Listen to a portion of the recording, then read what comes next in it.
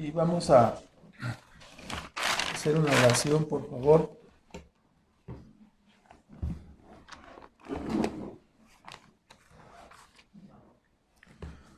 Nuestro Padre Celestial, agradecemos en esta mañana poder estar en esta reunión para adorarte. Agradecemos que por medio de Cristo has perdonado todos nuestros pecados, todas nuestras maldades. Y por la influencia y la ayuda de tu Espíritu Santo, has iniciado una obra de santificación en nuestras vidas. Y Padre, has iniciado también en muchos de los que todavía no llegan a la fe. Estás hablando a sus almas, Señor. Pedimos que obres con salvación, con bendición para todo tu pueblo. Y rogamos, Padre, que nos guíes en este tiempo y que nos concedas la influencia y la ayuda de tu Espíritu Santo. Te bendecimos y te agradecemos por el privilegio de poder adorarte, que recibas nuestros cantos y el privilegio de poder recibir ahora tu palabra. Pedimos tu bendición en el nombre de Cristo Jesús. Amén. Bueno, la semana anterior vimos en el Salmo 131 que volvimos a repasar en la lectura cómo había sido acusado el salmista, ¿no?, de ser orgulloso y soberbio, de estar buscando el lugar de exaltación, de estar buscando el trono. Y él oró en el Salmo 131, vindicando su carácter espiritual delante de Dios. Y a pesar de que fue perseguido y tratado como si fuera un delincuente, ¿no? Entonces, él se condujo con humildad y es la receta para nosotros. Después de que estamos en este contexto del Salmo 131 y 32, después de que el arca que había sido llevada, recuerdan que todavía la esposa de Mical le dio un comentario muy amargo, ¿no?, diciéndole que cómo se había atrevido a saltar delante del arca y todo eso. Entonces, puesto que David danzaba con mucha intensidad en el traslado del arca, que es también de lo que nos habla el Salmo 132, y él reaccionó diciendo que no se había rebajado ante las criadas, como llamó Mical a las mujeres que iban ahí, sino que había sido delante de Jehová y que lo volvería a hacer, y ratifica su condición, ¿no?, diciendo, lo volvería a hacer y me haré todavía más vil y más bajo todavía de lo que se ha podido observar, ¿no? Entonces, y así en este mismo contexto, es el mismo contexto del Salmo 132, que se refiere cuando el arca fue traída de la casa de Obed-Edom Geteo. ¿Se acuerdan ustedes, no? Después del triunfo contra los filisteos habían llevado el arca, ¿no?, porque se habían derrotado a Israel, y después les empezaron a salir toda esa historia de tumores y todo eso. Entonces dijeron, no, mandemos el arca, y el arca solita regresó, ¿verdad?, por esos bueyes que la traían. Y entonces Dios concedió paz a Israel y a David como rey, y en este Salmo 132 se está refiriendo, ¿no?, al tiempo cuando el arca fue traída precisamente de la casa de Obed-Edom Geteo. La primera vez fracasó porque no se hizo conforme a las normas, conforme a las reglas que así se establecía la Escritura. Es decir, David puso un carro nuevo y algunas personas para cargar el arca, pero el arca no se podía cargar por algunas personas, ¿no?, sino que tenían que ser los levitas, ¿verdad? Entonces, como no se hizo adecuadamente, vino la muerte de Usa, que no hizo para algunos nada malo, sino solamente trató de ayudarle a Dios, ¿no? Trató de que el arca no se cayera, y metió la mano, y eso fue lo último que hizo, ¿no? Un acto temerario para los que le quieren echar una mano a Dios, ¿no? Entonces, a algunos no se les hace mucho, pero cuando lo consideramos, no le podemos ayudar a Dios, ¿verdad? bueno, yo pongo una parte y tú otra parte. No, no le puedes ayudar a Dios.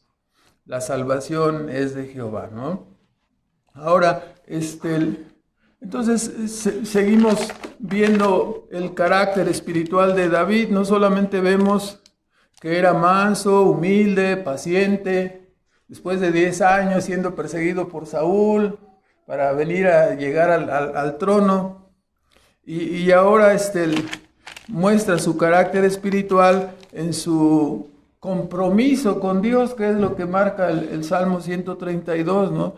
Nos habla de un compromiso profundo de David con su Dios, como leímos en el pasaje también de Segunda de Samuel, y vemos también como un paralelo Segunda de Samuel 7 y el Salmo 132, donde vemos el carácter de David y la respuesta de Dios, ¿no? De decir, tú me vas a hacer casa, no, yo te voy a edificar, no, yo soy el que te estoy bendiciendo, te estoy usando, ¿verdad? No es que tú seas alguien muy especial, el especial Dios está diciéndolo, no, el especial soy yo, dice Dios. Soy el que hago todas las cosas, no soy el que soy digno de honor y gloria. Entonces, bueno, así viene el Salmo 132 y los primeros versículos, desde el 1 al 9, vamos a comentar aquí los buenos deseos como leímos en 2 de Samuel 7, y su compromiso aquí en el Salmo 132, su compromiso con Dios. Estando ya en paz, entonces el rey, sin la presión de la guerra, sin la opresión de sus enemigos, en este caso Saúl, que lo perseguía, y después de la muerte de Saúl y de sus hijos, todo quedó en paz. Entonces el rey vino a Israel y dijo, bueno, como todos los gobernantes, ¿no? Se construyó su casa de cedro, pero luego dice, bueno, ¿cómo voy a estar yo en una casa de cedro y el arca de Jehová entre cortinas? Le redarguyó la conciencia, ¿verdad? Entonces, se le vino el pensamiento, ¿no? Dios puso en su corazón, en su mente, construir un lugar para que fuera alojada el tabernáculo, ¿no? Donde estaba el arca. Y así pues estos buenos deseos manifiestan su compromiso. Nos dice las palabras que acabamos de hacer en la lectura, que su compromiso era muy profundo, muy alto. No voy a meterme en mi casa, ¿verdad? Ni voy a subir a mis aposentos lujosos, mi cama de agua, o quién sabe de cómo sería de piedra, o no sé cómo sería de su cama, ¿verdad? Pero ya ve que ahora están de moda las camas de agua, especialmente si uno tiene la columna toda chueca, entonces como que se pone a nadar ahí la columna y es mejor esa cama. Bueno, le preguntan a los doctores mejor, ¿no? Porque yo no soy bueno para eso. Entonces, estando ya pues en paz, tuvo este buen deseo y hizo un compromiso muy fuerte, ¿no? Dice, ni siquiera voy a entrar en la morada de mi casa. Hizo un compromiso, hizo un voto, hizo un juramento, ¿no? Es lo que tenemos aquí. Juró, o sea, juró él delante de Dios, llamado aquí en el versículo 2, el fuerte de Jacob. Curiosamente es citado este texto, el fuerte de Jacob, porque cuando Jacob salió huyendo, ¿se acuerdan ustedes, no? Salió huyendo y se le apareció Dios en sueños. Y él despertó y dice, ciertamente la presencia de Dios estaba aquí, yo no lo sabía. Construyó un altar, hizo un sacrificio e hizo un juramento. Y le llamó ahí a Jehová el fuerte. Por eso dice el fuerte de Jacob, el que empoderó a Jacob, ¿no? Para el padre de las 12 tribus de Israel. Entonces, por eso lo menciona aquí. Entonces, también David hace su voto, o sea, tendríamos que decir, se equivocó Jacob en hacer un voto, ¿no? O se equivocó David en hacer un voto a Dios. Porque muchas personas llegan a pensar en esto, ¿no? Que hacer un voto o un compromiso con Dios, un voto personal, al escuchar dicen, no, el Nuevo Testamento dice claramente que no juréis ni por lo alto, ni por lo bajo, ni por ninguna cosa debes de jurar, ¿no? Entonces, en mi personal opinión, hay que aclarar que en el tiempo de Jesús, si usted ve el contexto, ¿no? En el capítulo 23 de Mateo, sin perder ahí el Salmo 132, ¿qué es lo que pasaba? Que el fariseísmo torció todo el sentido de los juramentos. O sea, la Escritura nos dice que si tú haces un juramento, debes de cumplirlo, porque es un voto que haces delante de Dios. Un juramento, una promesa, un compromiso que tú haces con Dios. El problema no son los votos, los compromisos, los juramentos con Dios. El problema es que somos tendientes a fallar en cumplir nuestros compromisos, nuestros votos delante de Dios. Y entonces dice, si tú haces una promesa delante de Dios, cúmplela. Porque acuérdate, ¿delante de quién fue? Delante de Dios. Entonces no juegues con eso. Si es en serio, ¿no? Sí, pero los israelitas, como muchas otras cosas, ya habiendo dado la espalda a Dios, se equivocaron en el manejo de los juramentos. Por ejemplo, vemos aquí la historia en Mateo 23, 16, que algunas personas pedían prestado, también en aquel entonces pedían prestado, ¿no? Entonces, como a veces por acá, por estos lugares, ¿no? Y en 23, 26, 27 de Mateo, déjenme ubicar bien el texto porque no sé si estoy bien aquí. 21, 23, 21, está mal anotado aquí el texto. 23, 21. Y el que jurare por el templo, jura por él y por aquel que habita en él. Y el que jura por el cielo, jura por el trono de Dios y por aquel que está sentado sobre él. Entonces, ¿cuál es el sentido, no? El sentido es que había personas que hacían un compromiso o una promesa o pedían prestado y le decían a la persona, te juro por el altar que te pago, ¿no? Entonces luego resulta que eran morosos y no pagaban, ¿verdad? Y la excusa era, no, es que juré por el altar. Si hubiera jurado por la ofrenda del altar, sí te pagaría, pero no, nada más fue por el altar. Entonces, o sea, hacían una clase de manejo, sí, yo te dije que te iba a pagar pronto, pero no he podido, ya, pronto. ¿Cuándo? Ya tengo 10 o 15 años con la deuda y todavía no te pago, ¿no? Entonces, ratero, ¿no? ¿Me explico? Entonces, mal usaban, pues, porque vean, la ilustración es que en Deuteronomio 23, 21 nos dice que cuando tú juras delante de Dios,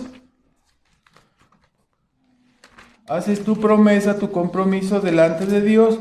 Entonces nos dice aquí la Escritura, cuando prometieres voto a Jehová Dios, tu Dios, no tardarás en pagarlo, porque ciertamente lo demandará Jehová tu Dios de ti y habría en ti pecado. O sea, si prometes algo, cúmplelo, porque lo estás haciendo delante de Dios. Entonces, es lo mismo, ¿no? Dice Santiago 5 en el Nuevo Testamento, 5:12,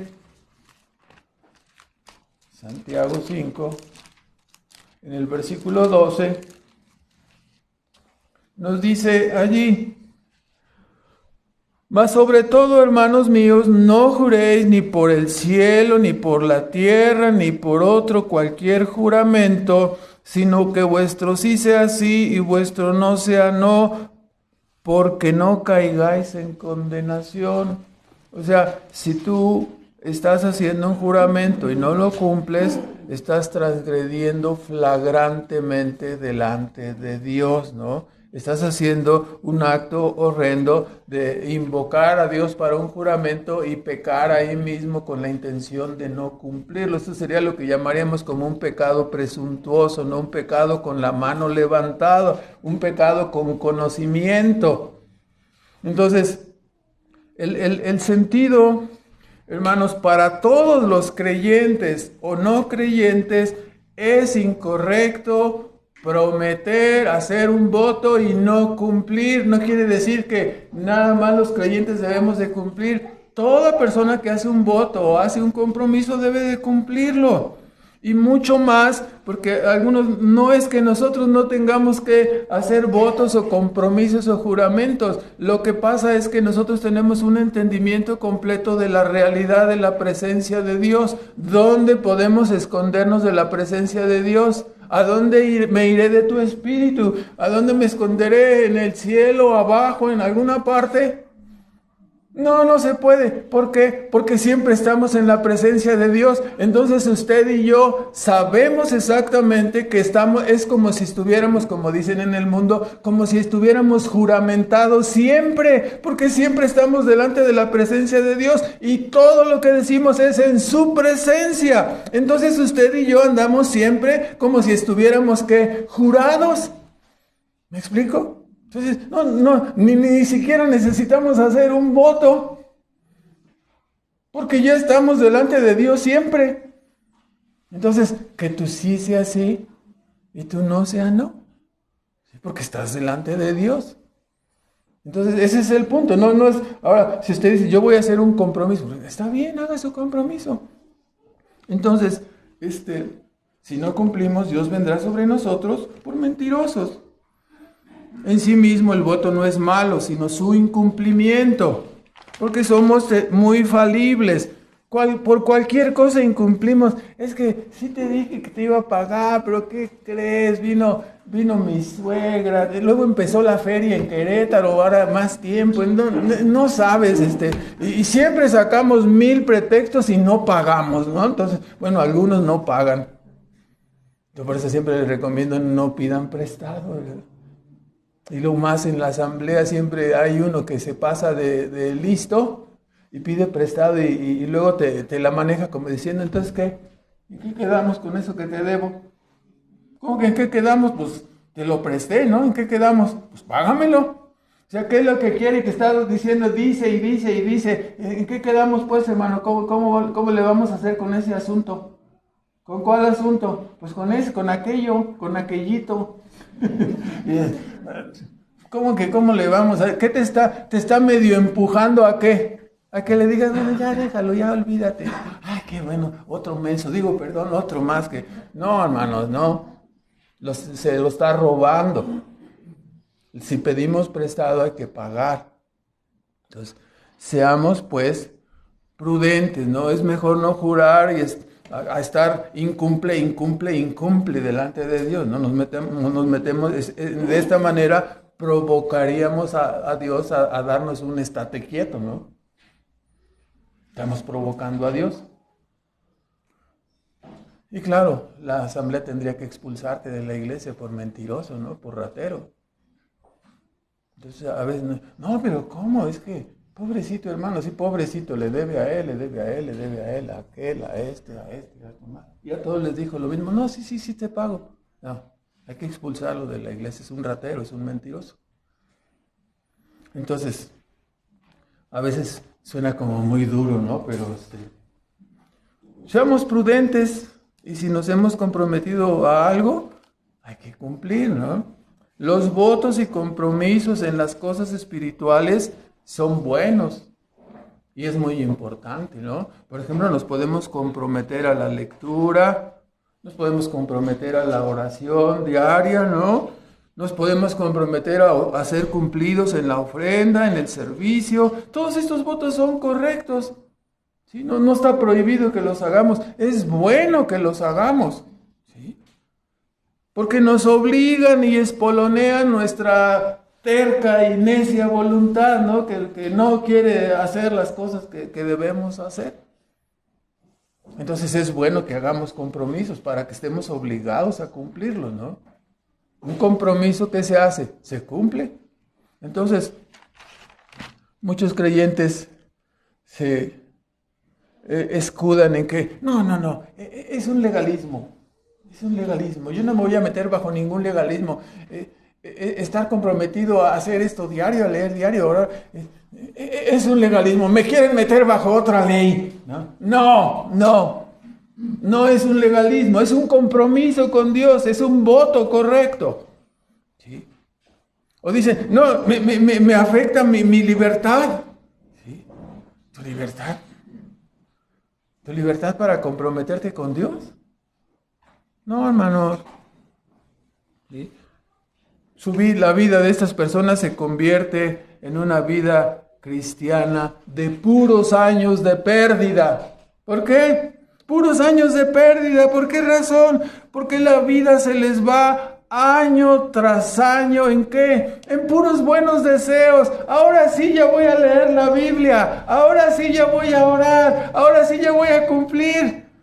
Puros buenos deseos, pero como no se comprometen para no ser legalistas o que no se atrofie su libertad, entonces no hacen nada y pasan años y años y años y siguen en la misma condición, ¿no? Puras pérdidas.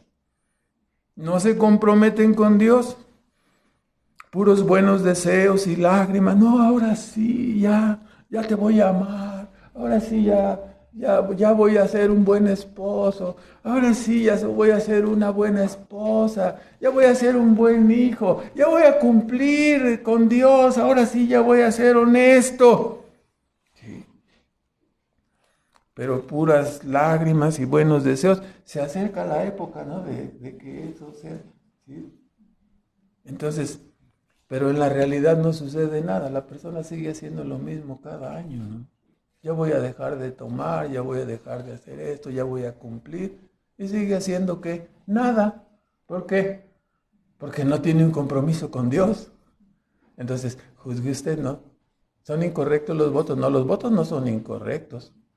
Lo incorrecto es que hagamos votos y no cumplamos, ¿verdad? Que no lo hagamos correctamente. Es un buen ejemplo para todos nosotros el compromiso de David. ¿A qué se comprometió David? Dice, voy a construir el templo, ¿sí? Y le juro a Jehová que lo voy a construir y voy a juntar todo lo que yo pueda, ¿no? Nada más 100,000 talentos de oro. Nada más de su riqueza personal. ¿Cuánto es eso? No lo vamos a investigar, pero es mucho. Algunos que traen sus arracadas de oro, a lo mejor. Bueno, no vamos a hablar de las arracadas. No voy a entrar en la morada de mi casa, no subir en mi lecho, no daré sueño a mis ojos, no voy a descansar hasta que cumpla el deseo, el compromiso que tengo de construir este templo, ¿no? Volviendo al Salmo 132, los versículos 6 y 7 nos señala que dice aquí en Efrata, ¿no? Que es Belén, Efrata. Oímos, ¿no? Cuando el arca regresó de Bet-Semes, de aquello de los filisteos, de los tumores y todo eso que le enviaron con los bueyes, se ubicó en ese lugar. Sí, no fue trasladada y ahí estuvo mucho tiempo. Nos dice en 1 de Samuel 7:2 que estuvo ahí como 20 años desde el tiempo. 1 de Samuel 7:2 estuvo ahí como 20 años. 1 de Samuel 7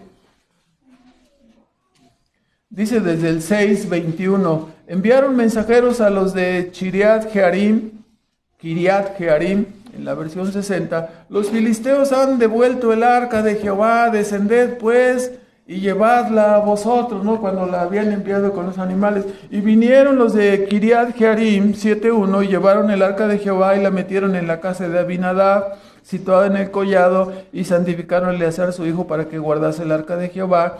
Y aconteció que desde el día que llegó el arca a Kiriat Jearim pasaron muchos días, 20 años, y toda la casa de Israel se lamentaba, ¿no? En pos del arca.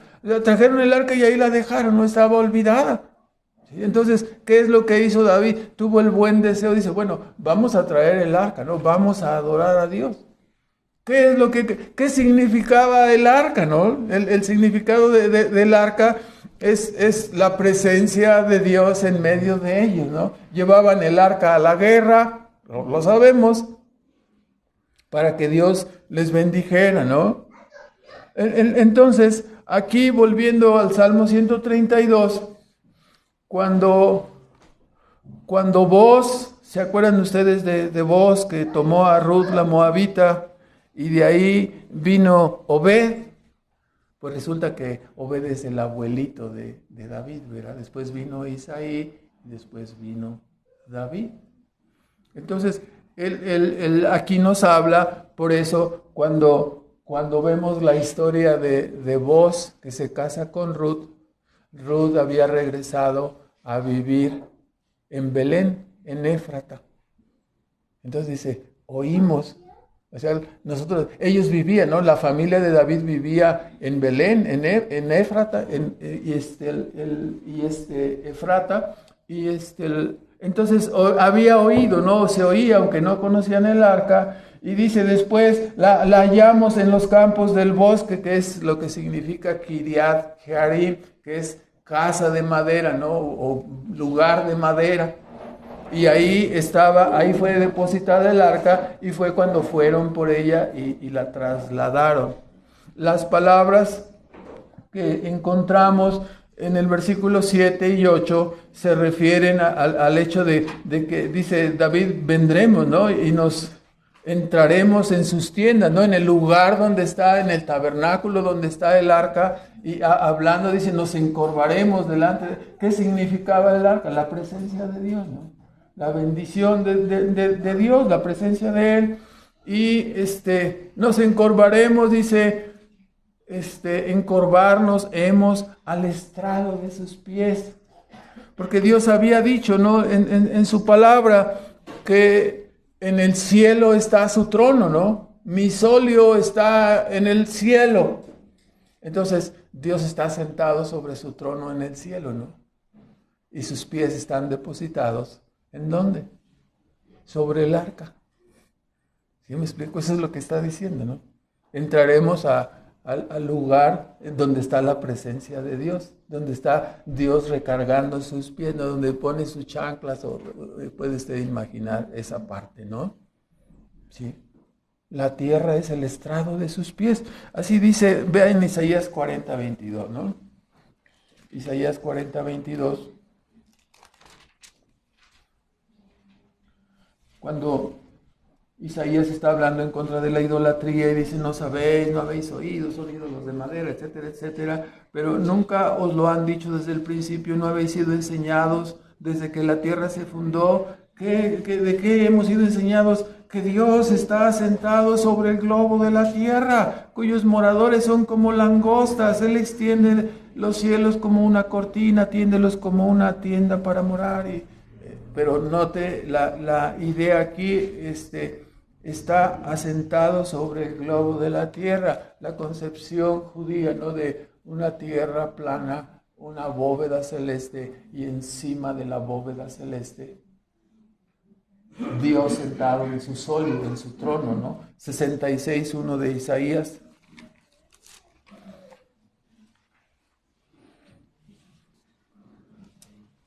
Jehová dijo así, el cielo es mi solio, ¿no? El cielo es mi trono, y la tierra el estrado de mis pies. ¿Dónde está la casa que me habéis de edificar? ¿Dónde está, donde esté el lugar de mi reposo? Entonces, bueno, estamos viendo ahí el pensamiento de David. No se necesita escarbar mucho el asunto. Es, bueno, el arca está a la presencia de Dios, la bendición está con nosotros. O sea, yo quiero que el arca esté en su lugar, en Jerusalén, y que la bendición permanezca aquí para mi reinado, para Israel, en términos. ¿Sí me explico? Ese era el pensamiento. Entonces, el lugar del arca, versículos 8 y 9 del 132, levántate entonces, recordamos estas palabras cuando el arca marchaba delante del pueblo de Israel, ¿no? Y sabemos que el arca les guiaba, ¿no? La presencia de Dios les guiaba durante todo el trayecto que ellos caminaban, ¿no? En búsqueda de la tierra prometida.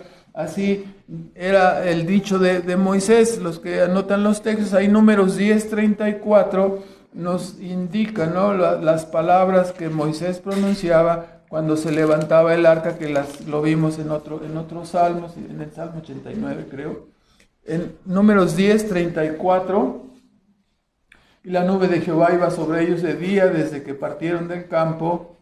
10:35 de Números, y fue que moviendo el arca Moisés decía: levántate, Jehová, y sean disipados tus enemigos, y huyan de tu presencia los que te aborrecen. Y cuando ella se asentaba el arca, decía: vuelve Jehová a los millares de Israel, ¿no? Entonces Dios marchaba en el arca delante de ellos, guiándolos, ¿no? Entonces, estas mismas palabras, al ser transportada el arca del lugar donde estaba, de Kiriat Jearim, y llevarla hacia Jerusalén, David está diciendo: levántate, oh Jehová, a tu reposo, al lugar que tú has escogido, el arca de tu fortaleza, no el arca que simboliza tu presencia, tu fuerza, tu poder. Y tus sacerdotes se vistan de justicia y regocíjense, dice ahí, tus santos. David comprendía que el arca era el símbolo de la presencia de Dios con ellos, y su idea era que Dios les condujera, les guiara perpetuamente desde su lugar en Jerusalén.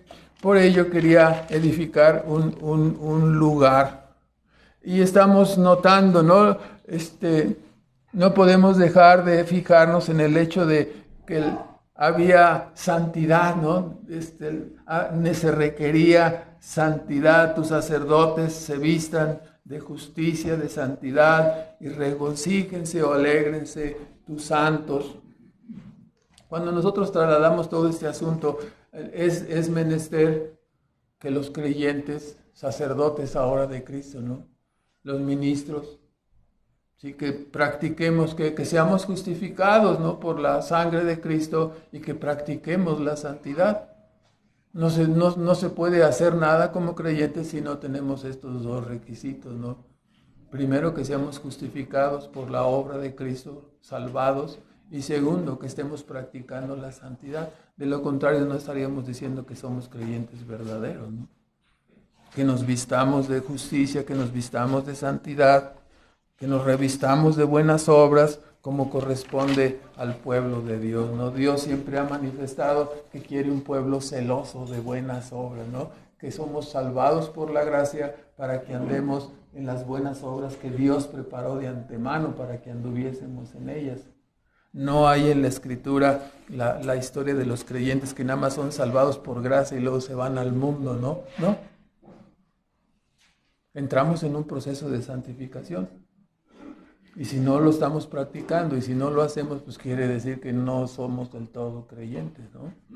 Ahora, en segundo lugar, la respuesta divina a la oración de David si usted nota el paralelo que hay entre 2 de Samuel 7, cuando David dijo: no, yo sí tengo el deseo y voy a construir el templo, y Natán le dijo: pues adelante, Dios está contigo. Y luego la segunda parte de 2 de Samuel 7 nos habla igualmente, ¿no?, donde Dios responde la oración de David y Dios manifiesta, ¿no? Si tú me vas a construir el templo, no, dice: yo te voy a hacer templo a ti, le dijo a David. Y aquí es el mismo punto. Vean, desde el versículo 10 en adelante, recordando, ¿no? Dice: por amor de David tu siervo, no vuelvas de tu ungido el rostro. Es el ruego, ¿no? Concédeme. Había dicho: acuérdate de David y de toda su aflicción. ¿Sí? Y ahora dice: por amor de David tu siervo, no vuelvas de tu ungido el rostro, ¿no? Concédeme la petición que estoy haciendo. Y Dios dice, ¿no?, a partir del versículo 11: en verdad juró Jehová a David, y no se apartará de ello, del fruto de tu vientre pondré sobre tu trono. O sea, tú me vas a edificar el templo, yo voy a edificar un templo. Y estas palabras tendremos que verlas necesariamente cumplimentadas, no en la edificación del templo de Israel, sino las veremos cumplidas en la edificación de la casa que Cristo vino a edificar, ¿no? ¿Cuál es esa casa, hermanos?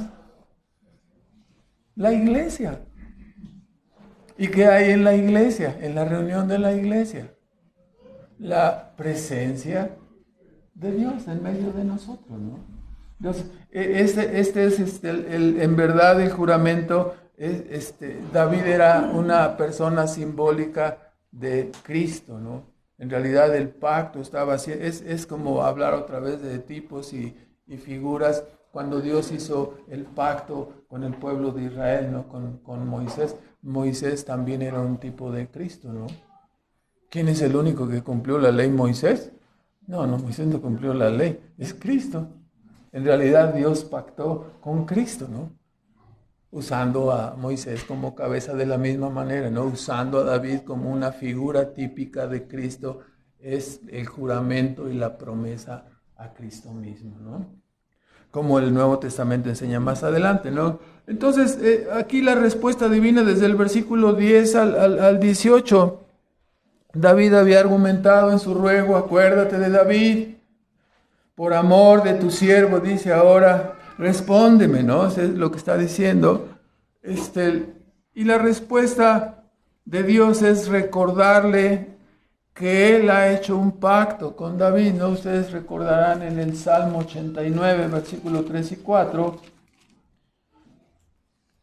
Hice alianza con mi escogido, juré a David mi siervo, diciendo, para siempre confirmaré tu simiente, y edificaré tu trono por todas las generaciones. Claro, este juramento hecho a David es un juramento típico, usando a David como tipo y figura de Cristo, ¿verdad? Que Dios establece para siempre, ¿no? Y edifica su trono. ¿A quién? ¿A David? No. Levantó como rey a Cristo. Entonces, la respuesta de Dios es recordarle este pacto. Dios le ratifica a David que Él le había sacado detrás de las ovejas, ¿no? Detrás de la majada. Yo te he engrandecido, David. O sea, no eres tú el que me vas a dar algo al hacer una casa. Hermanos, hay que fijarnos mucho en esta parte, porque siempre viene a nuestra mente el Salmo 16, dice que mi bien a ti no aprovecha, ¿no? Nuestro bien no le aprovecha a Dios. Nosotros no podemos hacer nada por Dios. Nosotros necesitamos de Dios, somos dependientes de Él. Te voy a dar esto para que, ya sabes, no podemos de ninguna manera hacer una negociación con Dios. Nosotros le necesitamos a Él, no necesita nada de nosotros. ¿Sí? ¿Tú me vas a hacer casa? No, yo te voy a edificar casa. Yo voy a levantar de tu simiente un rey. Yo voy a levantar, ¿sí? Yo voy a edificar el templo verdadero, ¿no? A través de Cristo, un descendiente de David, ¿no? Entonces, podemos estar, le dijo Dios a David, puedes estar seguro, segunda de Samuel 7:16, de ti me saldrá el que será rey eternamente. 7:13, Él edificará casa a mi nombre y yo afirmaré para siempre el trono de su reino. Versículo 16, segunda de Samuel 7:16, será afirmada tu casa y tu reino para siempre delante de tu rostro y tu trono será estable eternamente. Obviamente esas palabras no pueden ser cumplidas ni en Israel, ni solo en Judá. ¿En quién fueron cumplidas? Ambos, el reino del norte y el reino del sur, fracasaron. Las palabras son cumplidas en la persona y en la obra de Cristo. Establece su reino eternamente, ¿no? Entonces, esta es la promesa que Dios le da a David, ¿no? Que es confirmada y corroborada en Cristo. Podemos estar como Israel, debía estar seguro. Nosotros podemos estar seguros, ¿no? Como David, también Dios nos dice, yo te he edificado y te he colocado en Cristo, ¿no? Tu bendición es eterna, tu bendición es para siempre, jamás caerás, jamás podrás ser apartado, separado de mí. Dios le dijo a David, puedes estar seguro de que Israel y tú serán bendecidos porque así le ha placido a Dios. ¿Sí? No les faltará su mantenimiento, versículos 13 y 14, porque Jehová ha elegido a Sión, la deseó por habitación para sí.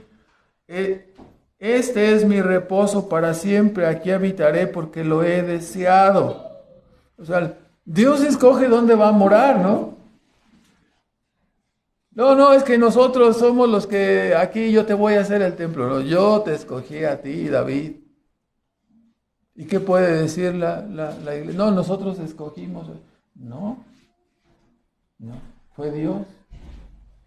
Llama a cada uno de sus hijos por gracia, es por elección. Aquí no importa la raza, no importa la posición social. Dios llama a los suyos por pura gracia, para ser constituidos como asamblea, como templo, como lugar donde Dios mora. Y es por gracia, y es el privilegio más grande que un ser humano puede tener.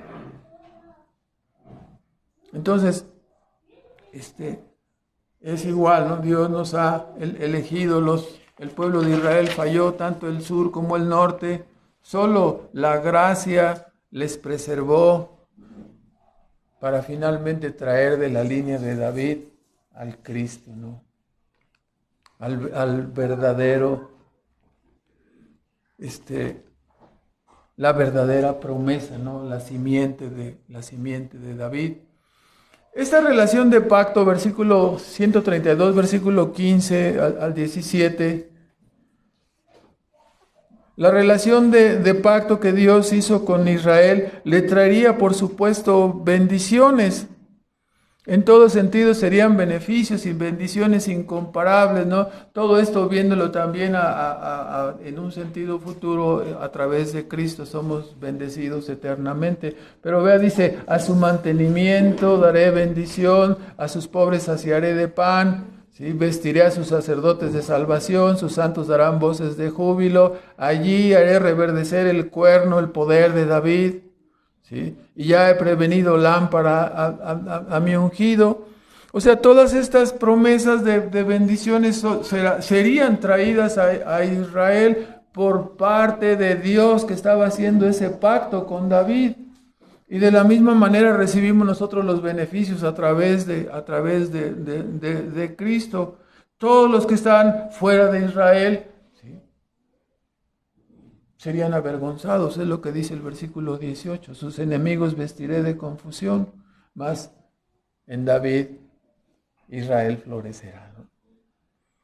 Y así, ¿no? Él y su descendencia florecerían. Y repito, Hechos 2, por favor, sin perder, ahí vea el libro de Hechos, donde el apóstol Pedro, haciendo tema de su primer sermón, aquí en el capítulo 2 de Hechos, en el versículo 29 dice, varones hermanos, se os puede libremente decir del patriarca David que murió y fue sepultado y su sepulcro está con nosotros hasta el día de hoy. Pero este versículo, siendo profeta y sabiendo que con juramento le había Dios jurado que del fruto de su lomo, cuanto a la carne, levantaría al Cristo que se sentaría sobre su trono, ¿no? Viéndolo antes, David habló de la resurrección de Cristo, que su alma no fue dejada en el Seol, en el Hades, ni su carne vería corrupción, ¿no? Entonces, a este Jesús resucitó Dios, de lo cual nosotros somos testigos, ¿no? Cumpliendo de esta manera las promesas que había hecho ¿a quién? A David.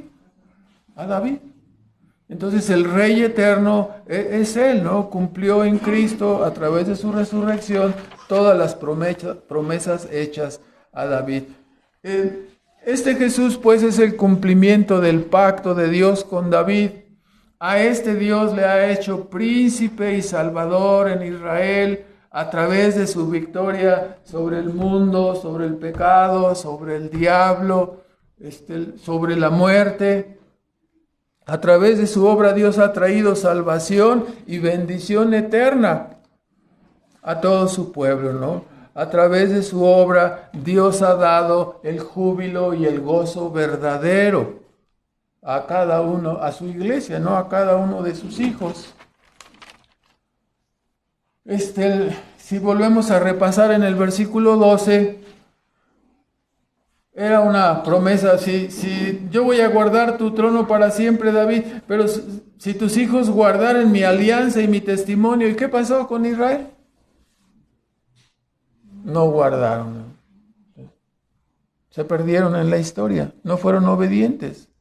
Tanto el reino del norte como el del sur cayeron y perdieron el derecho al trono. Así fue hasta que vino el Hijo de David, nuestro Señor Jesucristo, ¿no? Allí es donde verdaderamente reverdeció el cuerno del poder de Dios, ¿no? Porque trajo al Salvador eterno, ¿sí? A nuestro Señor Jesucristo. Es en Él, ahí hizo retoñar un renuevo de quién es hijo David, del tronco de Isaí, ¿no? De la misma línea de Obed, Isaí, David y así hasta nuestro Señor Jesucristo, ¿no? Entonces, así obtuvo redención gloriosa que justifica a todo aquel que cree, ¿no? En Cristo para ser perdonado de sus pecados, para ser salvado. A través de su iglesia también Dios cumple la promesa que dice ahí de enseñarnos, ¿no? En el versículo 14, Dios ha elegido a Sión, en este caso a su pueblo, en la iglesia, cumplido ahora en el tiempo de la iglesia. Este es mi reposo, allí habitaré, porque allí lo he deseado. Y dice también que en el versículo donde dice los enseñaré, ya se me perdió ese versículo. Es que a veces estudio en la versión 60 y luego ya no encuentro los versículos en la versión antigua. A ver, un momento. ¿Es el cuál? En el 12, y mi testimonio que yo les enseñaré. Gracias, hermano, ahí está. Pues aquí lo tengo anotado, nada más que ya no veo. Entonces, así dice Dios, nos enseñará. Bueno, a través de su iglesia Dios cumple la promesa de enseñarnos, y a través de su iglesia Dios está cumpliendo la promesa de sentarnos en los lugares celestiales juntamente con Cristo. A través de su iglesia es que Dios encuentra su lugar de reposo y presencia permanente, ¿no? Lo que fue prefigurado en el templo, lo que fue prefigurado a través de que Dios moraba con Israel, ahora es cumplido en la reunión de la iglesia. A través de Cristo Dios bendice abundantemente a los pobres, ¿no? En este caso, ¿no? Sus creyentes hemos de ser pobres de espíritu. Dios, no estamos hablando aquí para que no se malinterprete aquella palabra, ¿no? Que utilizan muchos predicadores modernos al hablarle a las personas que dice que Dios bendecirá a quienes, a los pobres, ¿no? Y también está hablando en el sentido, los saciará de pan. Entonces, muchas personas dicen, no, ven a Cristo para que Él te prospere, ¿no? Y utilizan no, hermano, siempre va a haber pobres en medio de los hijos de Dios. Habrá personas necesitadas y serán oportunidades para ejercer la caridad por parte de nosotros, de todos nosotros. Entonces, a través de Cristo Dios bendice, por supuesto, abundantemente a los pobres de espíritu también. Toda la obra de redención está consumada. Entramos a una salvación plena y completa, no nos va a faltar nada. Tendremos todas las cosas, o tenemos todas las cosas a través de Cristo. Y a través de Él también Dios ha dispuesto o ha prevenido lámpara para nosotros, no luz para nosotros, y no solamente para nosotros, sino también para los gentiles. Mientras que todos los que permanecen en desobediencia, en rebeldía, versículo 18, A todos sus enemigos, dice, vestiré de confusión. Esto es algo que no le gusta escuchar a mucha gente, pero que nos encanta escucharlo a nosotros, ¿no? Toda la bendición la ha puesto Dios en Cristo. Y si tú estás fuera de Cristo, no tendrás bendición. El mundo entero, todo el escenario que tenemos aquí ha sido puesto para el desarrollo del plan de redención, ¿sí?, de Cristo. No, entonces estás diciendo que el mundo gira alrededor de los eventos de redención de la iglesia. Exacto, sí estamos entendiendo, entonces sí, así es. Y el mundo existirá mientras el proyecto de redención se está cumpliendo. Cuando ese proyecto termine, entonces no habrá razón de... El mundo no fue entregado para que el hombre hiciera lo que quisiera con él en el sentido de usarlo tonta y neciamente y destruirlo, ¿no? Como está sucediendo, para que se conquisten unos a otros y a ver quién tiene más y quién posee más. No, eso es lo que ha ocurrido, es una guerra de titanes y es una lucha de poder. Pero el hombre se ha equivocado, ¿no?, de proyecto. El proyecto que va a prevalecer es el proyecto de redención. Y a través de ese proyecto Dios va a ser completamente glorificado en la redención de los pecadores. Entonces, por eso, no, yo no estoy de acuerdo, dicen, porque tú eres muy totalitario y muy fanático, entonces solamente ustedes son los que son los herederos. Bueno, los que estamos en Cristo, solamente nosotros. No, pero se me hace muy abusivo. Bueno, a mí se me hace muy privilegiado. Son dos puntos de vista diferentes, ¿no? Es un gran privilegio, es un honor que no merecemos. Deberíamos estar condenados juntamente con el mundo, no por rebeldes, por pecadores. Pero Dios nos ha traído con lazos de amor. Ahora somos privilegiados en ser el pueblo escogido, en ser guiados por Dios, en que la presencia de Dios esté aquí con nosotros y que Dios reciba la adoración y los cantos que le tributamos, que Dios nos conceda la guianza en nuestras vidas a través de su palabra. Es un enorme privilegio. La guianza de nuestras familias, la disciplina de nuestros hijos, todo el favor que Dios está haciendo para con su pueblo, para con sus hijos. No lo ha hecho con todas las naciones. Usted y yo somos privilegiados, ¿no? Entonces, mientras que todos los que permanezcan entonces en rebeldía serán considerados enemigos y serán por lo tanto avergonzados, con una vergüenza de carácter eterno, con una confusión perpetua. ¿Por qué me equivoqué de manera de vivir? ¿Por qué no entendí lo que siempre han dicho estos que leen la Biblia y que la estudian y que adoran a Cristo? ¿Por qué no les hice caso? El hombre nació para la gloria de Dios, para eso existimos, para eso se nos ha dado la vida. Y yo me equivoqué, yo viví toda la vida para mí mismo, para mi egoísmo, y nunca pensé en Dios, lo eché como basura fuera de mi vida y me dediqué, así como el diablo le dijo a Adán, ¿no? Me dediqué a ser como Dios, a darme el honor y la gloria a mí, a vivir como a mí se me antojaba, y desprecié el llamado de Dios. Nada más por eso voy a ser condenado. Sí, nada más por eso. Porque te has sentido como Dios, ¿no? Y has querido vivir como Dios y has menospreciado a aquel que Dios ha enviado, a Cristo, ¿no? La conversión es el evento más importante, ¿no? El nuevo nacimiento que nos guía a la conversión es el evento más importante para los hijos de Dios. Su vida es transformada, su eje, su estilo de vida, su manera de vivir, pues, es cambiada, ¿no?, por la persona y la obra de Cristo. Si nosotros no estamos en este proyecto, entonces solamente formaremos parte de los que serán avergonzados, rechazados, condenados, sentenciados al infierno. Es terrible, ¿no? Dicen, no, oye, pero es que son muy totalitarios ahí. Sí, Dios tiene sus absolutos morales y no los cambia, ¿no? Aunque los hombres dicen, no, ahora ya es diferente, dice, antes se casaban hombres con mujeres y ahora se casan hombres con hombres, los valores van cambiando, los valores de Dios no cambian, los valores de Dios son absolutos, siempre, con esos vamos a ser juzgados. Por eso es importante entender todo el concepto bíblico, ¿no?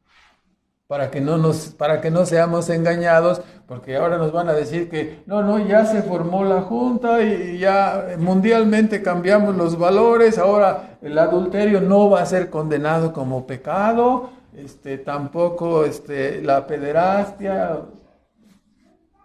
A eso vamos. Pero los valores de Dios son imperturbables, ¿no? Son absolutos. Los que seguimos creyendo en lo que Dios ha dicho, permaneceremos y recibiremos, si no aquí, ya aquí lo tenemos, no somos bendecidos, pero suponiendo que aquí nos persigan o nos maten o por estar en desacuerdo, recibiremos nuestro galardón en el cielo, ¿no?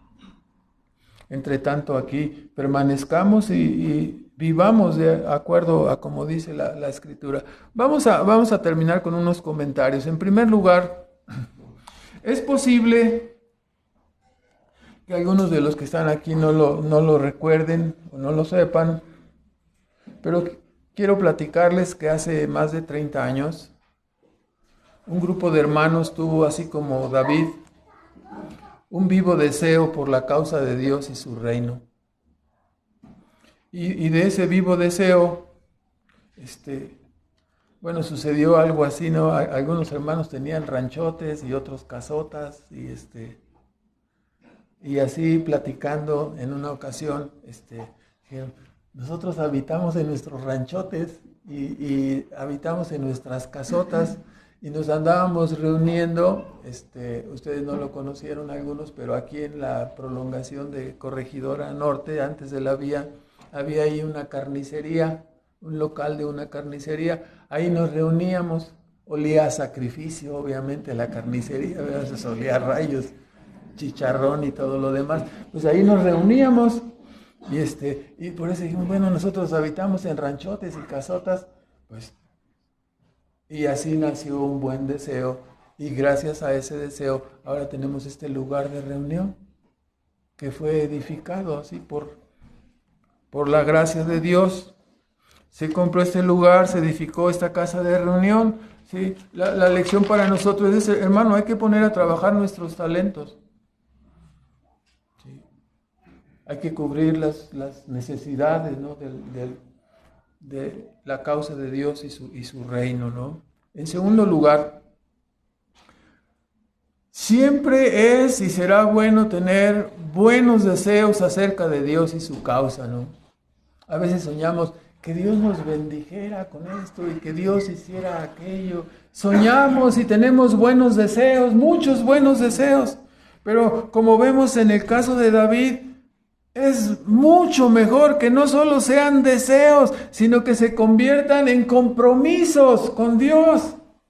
David tuvo buenos deseos, pero no lo dejó ahí, ¿verdad? Dijo, me comprometo, juro que voy a edificar el lugar donde estará el arca, ¿no?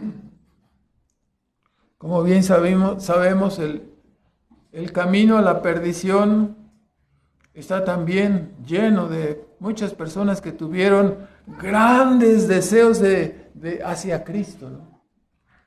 De personas que dijeron, no, sí, me simpatiza, sí, estoy de acuerdo con el Evangelio, sí, pero al final no se comprometieron con Dios. Les ganaron los deseos de la carne y sus almas se perdieron, ¿no? No basta tener buenos deseos acerca de Cristo, acerca de Dios, acerca de su causa. Hay que comprometerse con Él. Entonces, si no, al final les ganarán los deseos de la carne y lamentarán eternamente, ¿no? Hermanos, no nos quedemos en puros anhelos y buenos deseos, ¿no? Ahora sí, este año que viene, ahora sí, con todo, ¿sí? Con Tokio, dicen chavos ahora, ¿no? Con todo. Entonces, hermanos, hay que ir un paso más adelante, no solo buenos deseos, sino comprometiéndonos con Dios. Simpatizamos con las personas que tienen buenos deseos hacia Dios. Pero hermanos, quienes dan resultados y tienen vidas útiles para Dios, no son los que tienen solamente buenos deseos, son los que se comprometen con Dios, los que hacen compromisos con Dios. Los templos, las familias, las iglesias, no la casa espiritual, se construyen no solo con buenos deseos, sino con creyentes comprometidos. Así se edifican, así se logran los propósitos que Dios quiere, ¿no?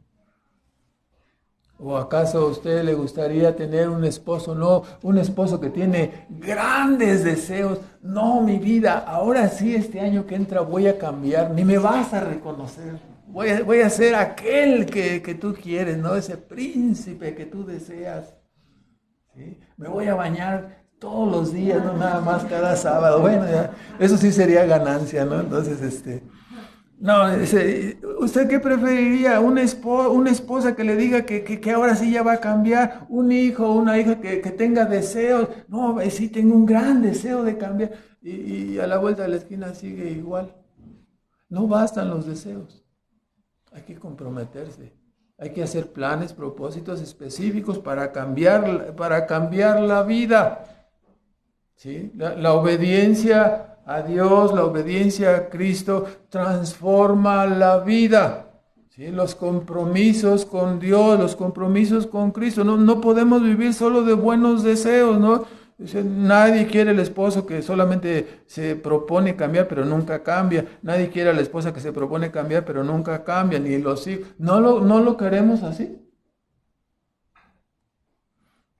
Sino que efectivamente hagan cambios en sus vidas, ¿no? En tercer lugar, como David, debemos desear y buscar la prosperidad de Dios y su causa en primer lugar, más que nuestra propia causa o nuestra propia casa, ¿no? Más que nosotros mismos.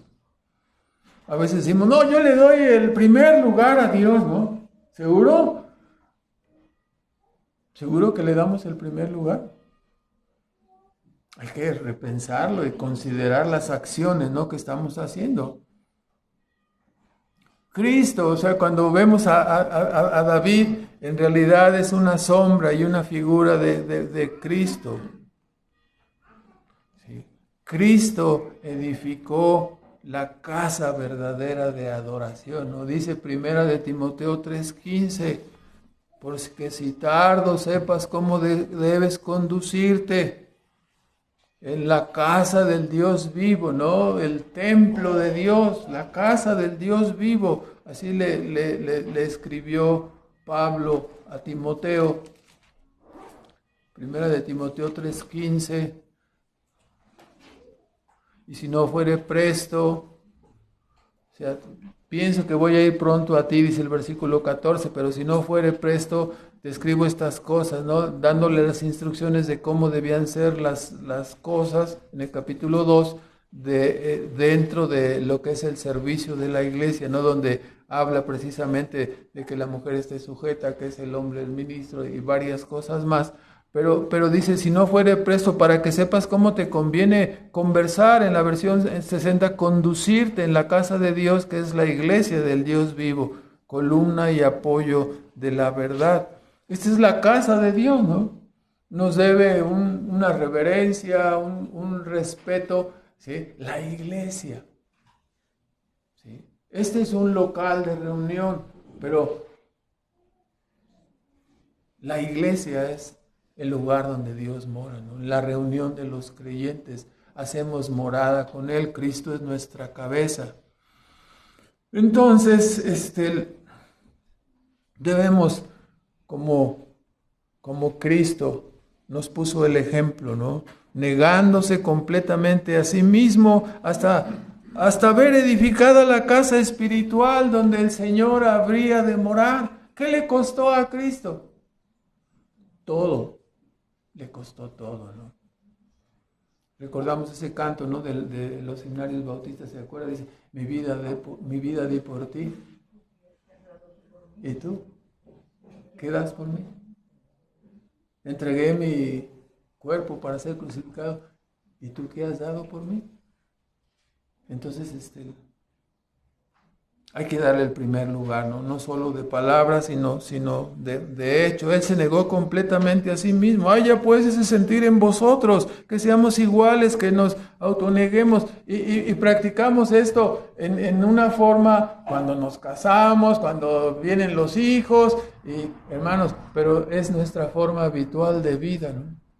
Hasta que sea edificado y construido una persona semejante a Cristo.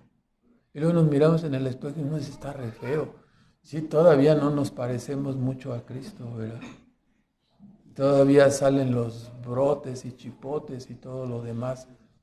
Hay que esforzarnos, ¿no? Es un proceso en el que estamos involucrados y que veamos edificada así nuestra semejanza de Cristo y esta asamblea, ¿no? Donde el Señor mora. En último lugar, nosotros ahora somos sacerdotes de Cristo, quienes debemos vestirnos de su justicia, de su santidad. Y algo que debemos notar aquí en el Salmo 132, que la religión no es algo donde nosotros tenemos que poner una cara así como de yo no fui, o una cara de dicen en el mundo, ¿no? Como de mosca muerta o algo así, ¿no? O sea, hermanos, hay gozo en ser un creyente, ¿no? Dice en el versículo 16, sus santos darán voces de júbilo. La versión 60 dice, por favor, ¿cómo dice la versión 60? Asimismo vestiré de salvación a sus sacerdotes, Ajá. Voces de júbilo. Y hemos de entender que hay gozo, ¿no? Gozo en ser un creyente. Alegría en ser creyentes. Entonces, la religión genuina está llena de felicidad y de regocijo. No se trata de poner una cara de yo no fui, de que no quiebras un plato, ¿sí? Tenemos gozo y alegría en el Señor como creyentes. Disfrutamos la vida. Cuando digo que seamos felices, no me estoy refiriendo a la alegría mundana, pero hay que entender que hay gozo en nuestra relación con Dios ahora y tendremos una plenitud de gozo en la eternidad.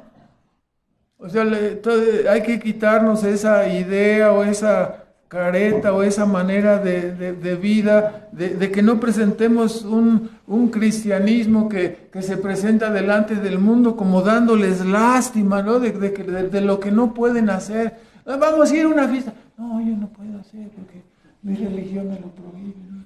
Vamos a disfrutar una comida con la familia. No, porque es mucho escándalo, es mucha alegría, mucho gozo. Mi religión me lo prohíbe. No, hermanos, por favor, o sea, no damos un buen testimonio de la verdadera vida cristiana así, ¿no? Está prohibido que nos amemos, que nos alegremos con nuestras familias, con nuestros hijos. No, hermanos. La vida es un gozo, la salud. Hay que aprovechar, tenemos la bendición de haber sido redimidos por Cristo. Conversemos y hablemos de que ese sea nuestro tema. Es el punto de gozo que podemos alcanzar aquí en nuestro mundo y muchas personas no lo entienden y no lo saben, ¿no? Entonces, nadie nos prohíbe nada, ¿no? Si hay un cambio en nuestras vidas, se debe a que hay una nueva criatura. No es el hecho de decir, no, yo fabrico mi cristianismo, no hago esto, no hago aquello, el pelo lo traigo hasta acá. Claro, en el caso de las mujeres, no me maquillo, mira, así, muy humildemente para la honra de Dios, ¿no? Mejor si dese una manita de gato, ¿no? Entonces, hermano, para que su esposo la vea más guapa, ¿no? Son gustos personales, ¿no? Pero es decir, eso no te hace más cristiana o menos cristiana, ¿no? O sea, entonces, nadie nos prohíbe nada. Si hay un cambio verdadero en nuestras vidas, se debe a que somos nuevas criaturas, a que Dios nos ha hecho renacer y estamos creciendo en la semejanza de Cristo. Eso es lo que nos debe llenar de gozo, de alegría, no una mera apariencia externa. Y claro, hermanos, por favor, consideremos seriamente, si no lo hemos hecho, consideremos seriamente el hecho de que tenemos que hacer votos, ¿sí?, para obedecer a Dios, votos para orar, votos para leer, votos de compromisos con Dios que tengamos que cumplir, ¿no? No podemos pasarnos la vida con puros buenos deseos, no, hermano, no. Hay que hacer compromisos, ¿no? Entonces, somos responsables de santificarnos, pero nada podríamos hacer, lo sabemos, ¿no? Si no nacemos de nuevo y si no hacemos compromisos. Los creyentes, ¿sí?, los creyentes genuinos hacen compromisos y los cumplen en su relación viva con Dios, ¿no? O sea, podemos leer la historia de la persona que ustedes quieran, de los autores antiguos que nos gustan, ¿no? La historia de los puritanos o así, ¿sí? Todos tenían compromisos con Dios, todos tenían votos, ¿sí? Y nosotros no debemos echarlo de lado, ¿no? Hay que hacer compromisos con Dios y cumplirlos, ¿no? Vamos a hacer una oración, hermanos, por favor. Nuestro Padre Celestial, damos las gracias en esta mañana por tu palabra, damos las gracias por el ejemplo de vida del rey David, por sus votos, sus compromisos, que nos estimulan y nos animan a ser mejores creyentes, pero especialmente damos las gracias por la persona, la obra, la vida de nuestro gran Salvador, Cristo Jesús, a través de Él, quien ha dado todo por nosotros. Rogamos, Señor, que sigas edificando su imagen en nosotros, que sigamos creciendo en nuestra vida espiritual y que seamos cada día en nuestros afectos, en nuestros sentimientos, como era nuestro Salvador Cristo Jesús en su vida terrena. Él es nuestro modelo, te pedimos de tu poder y de tu gracia para poder hacerlo. Y rogamos especialmente que tu plan redentor siga consumándose, que sigas atrayendo a la obediencia y a la fe de Cristo a todos aquellos que tú has elegido para vida eterna. Te damos gracias por tu preciosa palabra, por tu precioso evangelio. Y te bendecimos, Padre, porque somos indignos de todo el amor y todo el favor y toda la gracia con que tú nos has privilegiado, Señor. Ayúdanos a vivir dignamente para tu honor y tu gloria, Señor. Y te damos las gracias una vez más en Cristo Jesús. Amén.